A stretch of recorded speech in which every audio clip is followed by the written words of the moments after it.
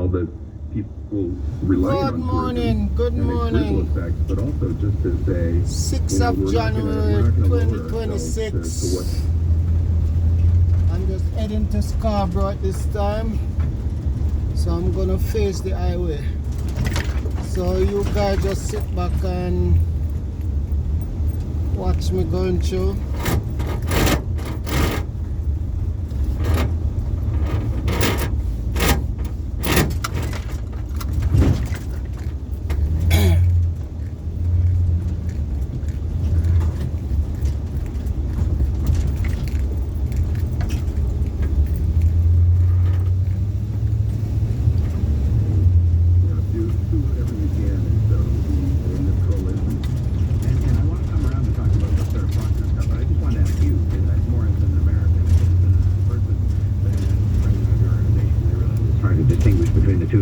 Seen to be saying things on behalf of the organization, but that you do understand that Canadians, that their decision not to travel was based on them feeling very disrespected by the comments made that we could just simply, find our way to become the 51st state when we're a proud, independent country that's had a long history of our own. You do understand why this all started the way it did.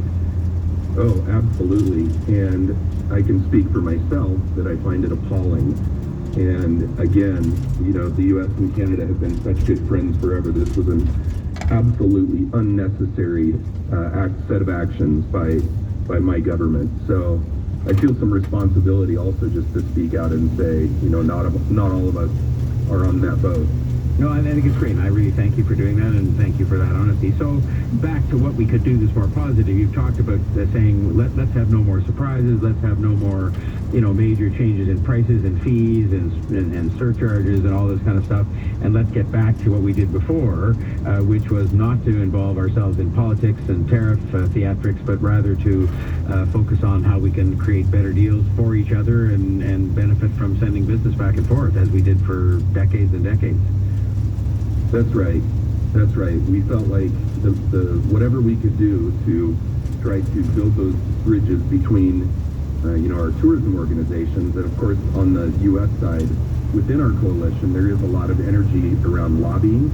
And my organization, the Adventure Travel Trade Association, doesn't really do a lot of lobbying as we're a global organization, but some of my colleagues who run U.S.-based tour operator associations, they do a lot of work in Washington. So we've kind of all come together to sort of pile on to the same issues. Well, I wish you well with this. I think you're on the right track here, and sometimes these things happen just by sort of gradual evolution. That people get tired of tired of altering their habits and tired of mumbling about politics when they're supposed to be talking about their vacation and having fun and smiling. And so I wish you well with your work, and I think you'll have some traction with this. Shannon Stowell is the president of the Beyond Borders Tourism Coalition, formed in 2025, which is meant to sort of get back on a more positive footing on Canada and the U.S. working together to encourage tourism back and forth and have us all resume the kind of friendship we've had for so long, which I'm sure we will. It never really went away. It's just I think there's been some things that have been, as we call it here, some bumps in the road. Thanks very much for joining us. Good luck with your work. Thanks so much, John. I appreciate it.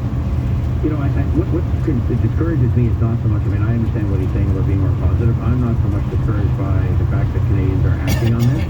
I'm discouraged by the fact that those who have undoubtedly been affected, I've read you just two of the many states that I think have probably been quite significantly affected by this, but none of them have had the wherewithal to really speak up in a very loud voice to the President of the United States and the administration there and say, you are hurting us. We don't buy into this notion that Canada should somehow be treated in this way. It is a special relationship. It's a historic relationship. It is the longest undefended border in the world. So get off this. And I've heard very, very few voices now. I think they're all afraid. I think they're all intimidated, as Greenland is meant to be, and Colombia, and all these other places. They're all intimidated by the President of the United States, as opposed to just saying, you are hurting us. And you were hurting our businesses, and we rely on Canadians to the extent of 80% of our business, and you're hurting us. Why would you do that to people in your own country and businesses in your own country? And I just haven't heard people speaking up. Nobody's really pushing back. There are a few, but they're pretty few and far between, and that's where we have to get to as well, is that people have to speak up. Maybe the chance to speak up will be by way of the ballot box in the midterm elections, and you'll see a big change that will happen at that time. But the damage that can be done in the meantime between now and next fall, this next fall meaning this fall, and 2026 is considerable. It's 9:15.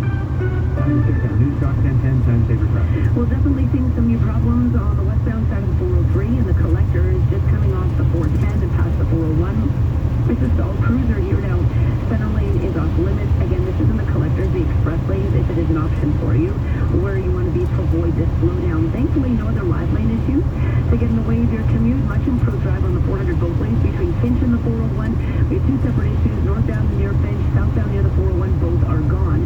The westbound 401 is the busier side of the two intersections from about McCowan out towards Avenue Road. The Don Valley Parkway flowing southbound off the 404 from Finch down through John Mills.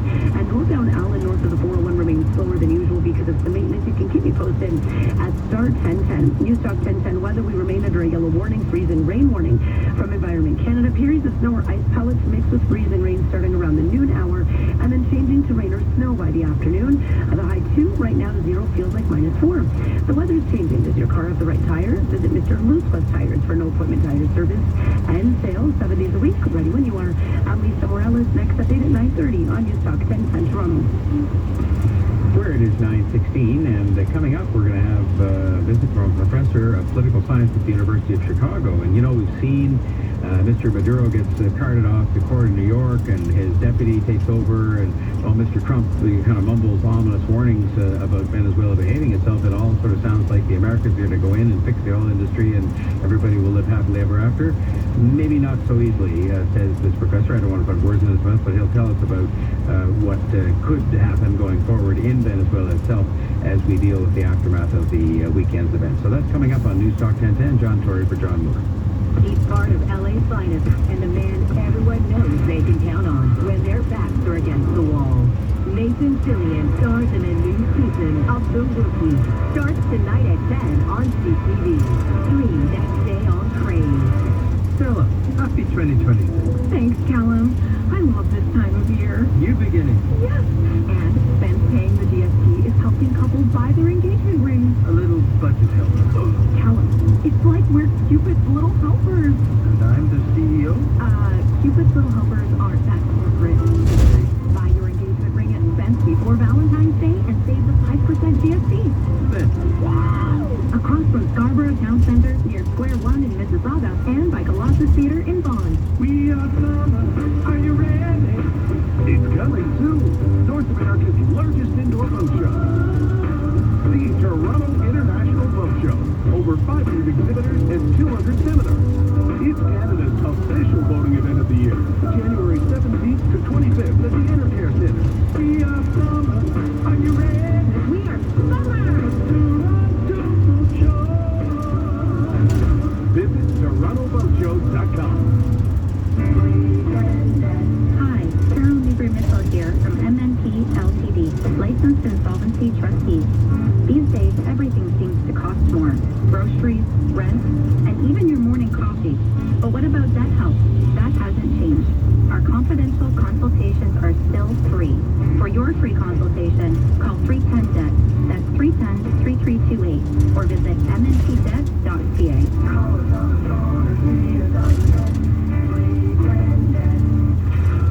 At work, the coffee truck's coffee has only ever been described in one way. Bitter. Like Monday morning bitter. And though it's the same truck, same cup, same stir sticks, after so many hours in physio, that cup of coffee has never tasted sweeter. Welcome back to the things you didn't know you'd miss. Visit WSIB.ca to learn how we're here to help with wage replacement, free training, medical care, and more. At Walmart, you don't have to wait for a sale. Our everyday low prices mean you can count on low prices every single day. Like a pint of blueberries for the low price of $3.84 each. Walmart. Save money. Live better. More in the morning. Sitting in for John Moore. Here's John Tory on News Talk 1010 Toronto. Coming up on 9:20, 0 degrees. It has been remaining for some time, and it's going to stay there through much of the day when we expect the possibility of this freezing Right rain, now, which has been pretty firmly I'm on the forecasted. So I think it's coming. 401 Joe eastbound. Cristiano, producer Joe Cristiano, reports that the text board is And the kind of traffic 50-50 on the whole business of not traveling too to But here's bad. the point that he just referred But I to know a text later that we on got. in the afternoon that- it will be terrible because of the freezing rain. I don't know if it's gonna happen when I'm coming back, but stay tuned and watch. I'll give you all the updates. The United States had wanted to have us continue to come and feel welcome and say, look, politics aside, they would have said, no, that's not going to happen. We're going to go out of our way to make sure you're welcome because we love Canadians. We know Canadians are our best customers, you know, et cetera, but they haven't. And you know, it fits in on something I want to play. I'm going to play a clip before we go to the business of what's going to happen inside Venezuela itself. But we played it last hour, but I want to play it again because it's so extraordinary. And it's Nick, it's number 19, the Homeland Security Advisor, because I saw him on TV this morning. And when you sit in here, we've got all these television monitors, so you can see what's up there, but you don't know what they're saying. And this is a truly sort of, in a way, I'll call it frightening. I don't want to overdo it, but truly, you know, kind of extraordinary thing that this man is saying about where the world is headed. I just wanted to reset, Jake, by making clear that it has been the formal position of the U.S. government since the beginning of this administration, frankly, going back into the previous Trump administration, that Greenland should be part of the United States. The president has been very clear about that. That is the formal position of the U.S. government. Right, but can you say that military action against Greenland is off the table? There's going to be military action against Greenland. Greenland has a population of 30,000 people, Jake. The real question is, by what right does Denmark assert control over Greenland? What is the basis of their territorial claim? What is their basis of having Greenland as a colony of Denmark? The United States is the power of NATO. For the United States to secure the Arctic region, to protect and defend NATO and NATO interests, obviously Greenland should be part of the United States. I mean, if you just substitute the word Canada for Denmark in there and sort of what is the claim of these people, this country of 40 million people just north of us, to Baffin Island in the Arctic? And you know, we need that in order to defend the NATO from the Russians and the Chinese. It's preposterous, but I guess it just leads to the whole attitude there. And that, by the way, the voice was of Stephen Miller, who's a very close advisor to President Trump and his Homeland Security Advisor, and a real sort of key figure in the whole MAGA movement. And that kind of stuff is not going to make people feel good about traveling to the U.S. or just thinking about the U.S. And look, he's not doing it for Canadian consumption. He's not saying it for that reason. But the fact he's saying it at all, I mean, to me, it's just surprising. Anyway, we just got to keep a close eye on all this, that's all. And not talk about it to excess, but do talk about it. Robert Pape is a professor of political science at the University of Chicago, specializing in international security affairs. And we thought he'd had some things to say about Venezuela and where things are going to go there in the aftermath of the weekend's events. We thought it would be useful to talk with him just to get a sense of all that, because it's kind of been portrayed that things down there are not quite business as usual, to say the least, but not that far off. You know, if the deputy prime minister or deputy president becoming the president, and you know, so forth. I will play our former ambassador to Venezuela. His name is Ben Roswell, on the Deb Hutton show yesterday, talking clip 35, Nick, about how Venezuela should be run. Well, my first reaction was really with a huge relief that Maduro was gone. I mean, he was a horrific leader of the country, an abuser of human rights.